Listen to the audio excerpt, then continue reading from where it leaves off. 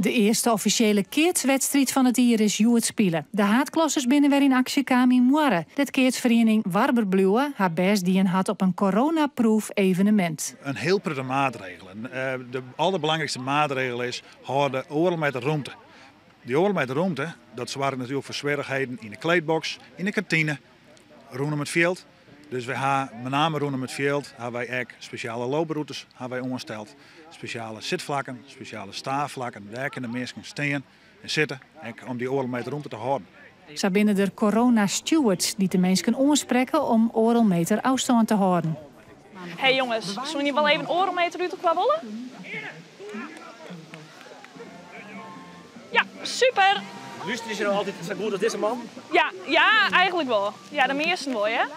En het publiek wordt bij de tagong vregen om haar gegevens op te jan. Wat hebben we dit alweer? Ik zoek daar je naam wel en telefoonnummer. Oh, wat is dat voor? Voor het corona. Stel dat het natuurlijk direct dat ging naar Amerika. Oh. Om te stellen. Nou, ik kom naar Je hier. net van u. Nou, dat hoef ik dan. We krijgen net al weten, maar hij heeft jou niet. Je naam. Geert Nicola. Ik de keertsers ben vanzelfs heel blij dat ze weer maaien. Ja, echt weer op een film, de spanning. Ja, natuurlijk, dat is ook een heel lekker gevoel. En dat mis je. En als je hier weer staan, dan ben je wel blij dat even maaien. En dan zeg je weer verdikkie, nou, mooi weer weer, toch? Nog even niet zien. Ja, alles wat er omheen zit en het keertsen, ja, dat is gewoon heel fenomenaal eigenlijk. Er wordt keertst door de vrouwen en de maalje. In totaal binnen er 350 mensen op het veld. In wat eerst Friesland maaien er 250 of meer komen. Wils bij Gelieks gemeente Waardhoeken maximaal 350 mensen tastjet.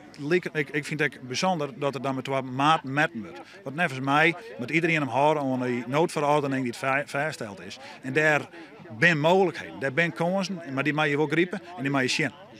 Ja, dat is gewoon vast een vereniging heel volle werk en heel volle vrijwilligers binnen nodig. Ja, en eigenlijk is alles op boek, lijkt mij, qua vakanties. Dus ja, dat een vereniging afzijt, dat vind ik heel begrijpelijk.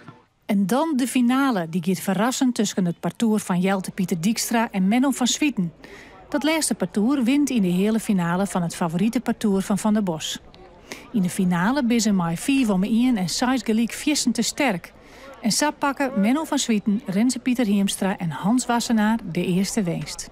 We waren het constant aan de opslag aan het perk. En die kijken naar de halve finale in mijn ogen tegen Bos. Ja, dat is de partij waar het om draait. Dat keer van tevoren op Liskin dat wel een beetje uitrekenen. En dan denk ik dat wij op een stand, op een 6 dit keer dodelijk waren. En dat deden we vorige week in het trainen af, zeg maar, een beetje minder op een 6. En daar hebben we lering getrokken en dat deden we vandaag hartstikke goed.